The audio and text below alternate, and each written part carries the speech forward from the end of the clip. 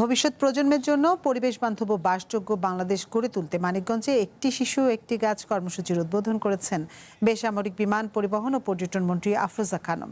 সকালে সদর উপজেলার নবগ্রাম সরকারি প্রাথমিক বিদ্যালয়ে এই কর্মসূচির উদ্বোধন করেন তিনি। অনুষ্ঠানে মন্ত্রী বলেন, কোনো অবস্থাতেই বিদ্যালয়কে দলীয়করণ করা যাবে না। বিদ্যালয়ের শিক্ষার পরিবেশ ভালো রাখতে সবাইকে সহযোগিতার আহ্বান জানান তিনি। এ সময় তিনি বিদ্যালয় প্রাঙ্গণে গাছের চারা রোপণ করেন এবং শিক্ষার্থীদের মাঝে চারা বিতরণ করেন।